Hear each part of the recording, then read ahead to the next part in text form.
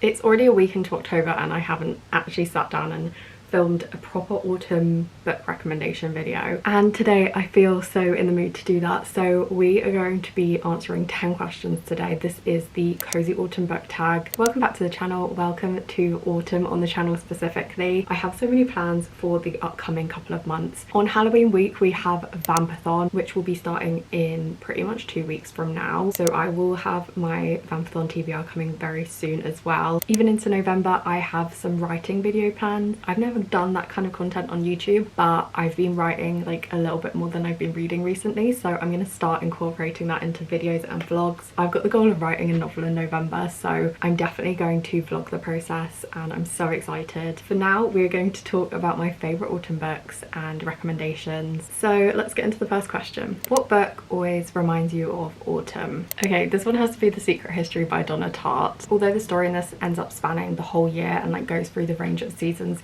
incredibly well, like it's so stunning. This still is like an autumn book to me and a lot of other people as well, because it starts with Vermont in the autumn when our main character Richard enrolls at Hampton College and he gets drawn into this dark and dazzling world of this group of students studying classic philosophy with this eccentric professor on campus. The way Donna Tartt captures autumn during the first act of this book is basically like experiencing autumn in its full glory for the very first time through Richard's eyes, because he has lived in California his whole life and he's finally discovering a New England autumn, which is the best in my opinion. So the descriptions of autumn become this magical thing in this book, and I'm just going to read you one of the quotes from early on in the book. "And I was happy in those first days as really I'd never been before, roaming like a sleepwalker, stunned and drunk with beauty. A group of red-cheeked girls playing soccer, ponytails flying, their shouts and laughter carrying faintly over the velvety twilit field. Trees creaking with apples, fallen apples red on the grass beneath, the heavy sweet smell of apples rotting on the ground and the steady thrumming of wasps around them. Commons clock tower, ivy brick, white spire spellbound in the hazy distance. The shock of first seeing a birch tree at night, rising up in the dark as cool and slim as a ghost. And the nights bigger than imagining, black and gusty and enormous, disordered and wild with stars." I was so taken with this book that I ended up buying 3 copies. I've got a signed copy, a special edition copy, I mean both of them are, and this one, my glorious annotated copy that I read a couple of years ago. And I still want to collect one final edition, which will be the US edition. I don't know why I didn't pick it up while I was there. I will still eventually add that one to my collection. That's probably my favourite of the covers. Speaking of book covers, our next question is, what is your favorite autumnal book cover? I am in love with Adrienne Young's adult book covers, especially Spells for Forgetting and The Unmaking of June Farrow, which are both incredible autumn reads as well. Spells for Forgetting is set on a remote island, like small town setting, full of secrets, where 14 years ago Emery, the main character's best friend, was murdered, and the town has always suspected Emery's first love, August, of the murder. And when he returns in present day, it kind of drags it all back up again and we finally get to the truth of what happened that night. My favourite aspect of this book was like the magical yet chilling atmosphere. It kind of, I remember it hanging heavy like a fog while I was reading it. Like I was so consumed by it and immersed in this world like no book that I've read before. But my favourite of the two is definitely The Unmaking of June Farrow, which I read a little bit more recently. This one I've actually never talked about on my channel because I read it at a time where I wasn't really making videos anymore. But this one follows the women of the Farrow family and they are said to be cursed and every single one of them eventually goes mad. It's a really interesting mystery, this one, that takes like some strange turns, and there's the whole aspect to it that I just wasn't even expecting and is a little bit of like a plot twist in the middle of the book. And unfortunately, if you are planning on reading this, I really hope you haven't been spoiled yet, because I know that that theme and aspect in this book that's like really integral to the plot is actually listed as a genre on Goodreads. If you haven't looked at it yet, just don't look too closely at those genre tags, because I just feel like it's so much better going into this not knowing that that's a whole part of this book. But yeah, this book is definitely one that's like inspired my recent writing and the book that I'm writing in November. Just like a little aspect of this, basically the real world setting but with like just a little dusting of magic. What is your favorite autumnal drink to read with? Right now I've probably got my favorite drink that like I can make at home, and it's this green Japanese green tea. It's got green tea leaves, but it's also got roasted rice and like tiny little pieces of popcorn as well. I will pop it on screen because it is actually my favorite, most comforting drink that I discovered while I was in Japan. But yeah, this would be my go-to drink at the moment while I'm reading. But if I'm out and about and like picking something up from Blank Street, one of the baristas there let me in on their kind of like secret special drink, and it's if you get like an iced oat mocha and then get a pump of hazelnut, it tastes just like Nutella but in a drink. Recently, literally just the other day, I tried their maple matcha. I really enjoyed it, but I know it has this kind of like treacly, like almost raisin flavored aftertaste, which my friend wasn't sure about. So I don't know if it would be everyone's cup of tea, but I am definitely going to go and pick it up again and take it to the park with like a book. So yeah, those three are probably my favorites right now, like in rotation. Do you prefer to read late at night or early in the morning? So I always used to say that I prefer to read in the morning because it was just like a really lovely calming way to like wake up and start the day. But more recently I've kind of felt that I'm leaning towards only reading at night, like after it's gotten dark, just because in my eyes the daylight hours are so precious, and like I'd rather not like have my face in a book during those daylight hours because I want to like spend as much time like looking out the window if I'm inside or being outside, especially in the morning. Like I kind of want to get something productive done or get out of the house before anything, because then I just feel so much better, and like getting the errands done and like housework and anything like that means that when I actually do sit down to read in the evening, like I feel not that I've earned it, but it just feels like kind of more guilt-free time. It does sound really ridiculous, but that's kind of my preference right now. Halfway through the questions, question number 5.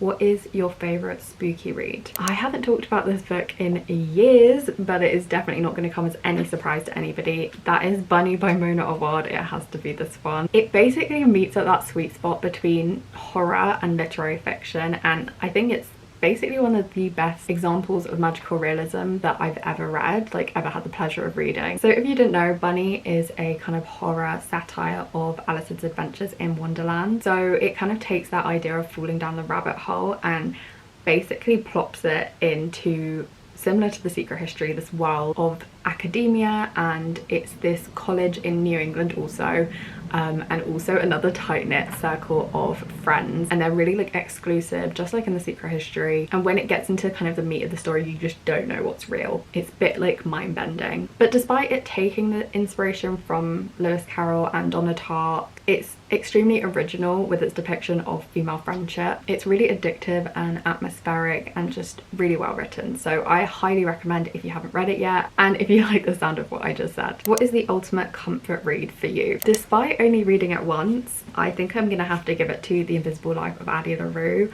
I think this is the definition of a comfort read. She's living in early 18th century France, like in the countryside, and she ends up making a deal with the devil to get out of this marriage that she's entering and this like life that she doesn't want. And that deal ends up going a little bit wrong because she ends up being cursed with always being forgotten as soon as someone's like turned their back from her. If she literally goes to the bathroom and comes back, like they won't remember who she is or ever meeting her. I feel like it's a comfort read because like I really enjoy the kind of past storyline because it kind of has these parallel timelines. It kind of dips into historical fiction, which is really fun. I definitely think that's the timeline and like the chapters that I actually prefer, is those past ones and like her navigating this new curse. I'm so thankful that I actually picked it up and read it last year because it is now probably one of my top 3 books. Next question is, what is your favorite autumnal reading snack? And I'm not a huge fan of reading while I'm eating while I'm reading, like snacking, because I just don't want to get anything on my books. Like usually I'll eat first and then read. The snack that does come to mind that I would actually totally eat right now and read a book is sour cream and chive pretzels. There is a specific brand, but you can like just get it in any British supermarket pretty much. I feel like that comes to mind and that's like my favorite savory snack right now. So if I had to pick one while I was reading, it would be that one. Another question that's kind of hard to answer: what is your favorite autumnal candle to burn while reading? I have come to the realization that I am not somebody that likes those autumnal or wintry candle scents. Like I don't like the musky,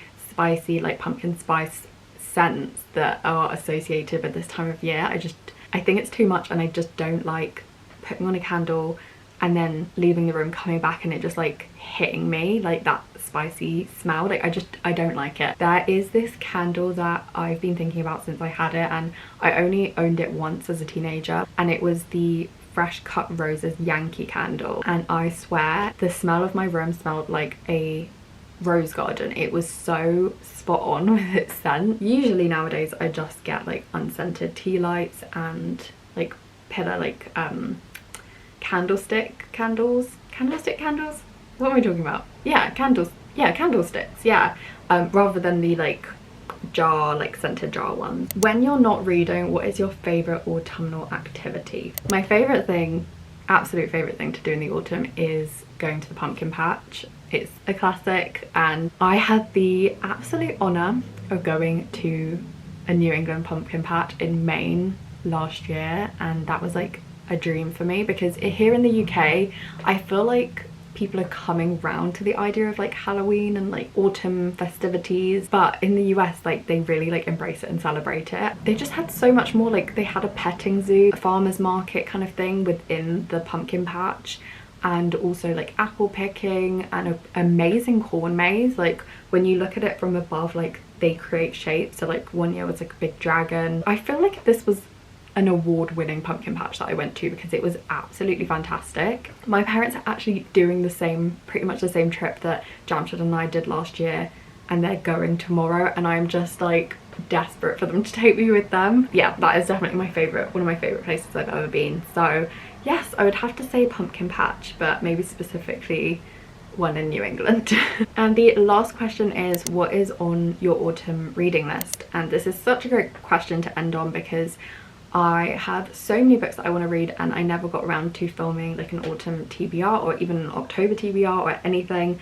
And like I said, I am going to be uploading one for Vampathon very soon, so I will only mention a couple of the books that I'm planning on reading that week in this video. The anthology The Gathering Dark, edited by Tori Bovolino. It's an anthology of folk horror. There are a bunch of well-known authors within this collection, including Chloe Gong, Hannah Witten, and of course Tori Bovolino, so I'm so excited to read that. One that a lot of people have on their TBRs right now, Graveyard Shift by M.L. Rio. This is just about a bunch of misfits at a local cemetery during the graveyard shift because they all work night shift jobs. I just think it's such a neat premise, and I can't wait to read this. It's a difficult one, but probably my most anticipated on this list. Changing it up a little bit, I've got a couple of Joan Didion's. I've never read any of her work before, so I picked up the White Album and The Year of Magical Thinking. Also on my list is Fire Exit by Morgan Talty. This is from And Other Stories, and it's set in Maine actually, and it's about a white man who has a Native American daughter. She doesn't actually know that he's her father, but he lives across the river from her. Next, I picked this up the other day because I didn't even know that UK bookstores sold this book. This is a YA horror about this town called Kettle Springs, and the teenagers and the adults in this town have like a massive feud. A serial killer then comes out of the woodworks and starts murdering loads of people, and I think it is something to do with this feud. So yeah, I'm so excited. I've heard so many good things about this one, so I definitely want to read this one in October. This one I don't actually know too much about. It's called Feast While You Can by Michaela Clements and Anjuli Datta. It sounds like a possession story, like a monster inside the main character, which sounds really fun. The last time I read like a possession story was My Best Friend's Exorcism, which I loved, so hopefully I will love this one just as much. I feel like it can work, but I just find it so interesting. Like I don't think I could co-write a book with somebody. I think I'd just get in way too many arguments. But yeah, I'll see what this one's like. And then the last book on my autumn reading list that I really want to get around to, and I think I definitely will because I'm so excited for it, is Lucy Undying by Kirsten. Is she called Kirsten White? Yeah. This cover is absolutely to die for. Like she literally has werewolves in her hair and bats on her dress. It is so good. This is the story of Lucy Westenra, who was one of Dracula's victims in Whitby. I love Dracula and I love that part especially, so I'm so excited to read Lucy's story of being a vampire. So yeah, you will definitely see me read this very soon. So that is all of the questions for this cozy autumn book tag. I really hope that you guys enjoyed hearing me talk about my favorite autumn books. Feel free to comment your answers to some of the questions below, and I will see you guys in my next one. Bye!